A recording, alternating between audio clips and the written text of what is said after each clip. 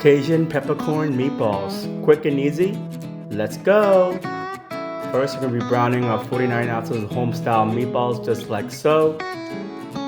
Remove the meatballs once ready. Takes about 5 to 10 minutes.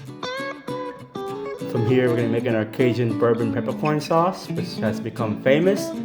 Taking in extra virgin olive oil, small shallot chopped, sauteed to translucent, then adding in 4 tablespoons of unsalted butter, just like so. Now adding in a half cup of bourbon sauce, get this reduced down by half. Adding in cloves of garlic next, cook translucent. Then adding in 1 cup of heavy cream. Worcestershire sauce, Cajun seasoning, smoked paprika, Dijon mustard, and black peppercorn goes in next.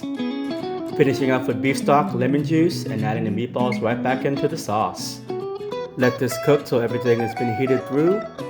And we have it, an amazing, wonderful Cajun bourbon peppercorn meatballs. Perfect for any snack, quick dinner, served with mashed potatoes or anything you like. As always, please do like, subscribe, follow for future recipes, and have a good day now. You hear? Bye-bye.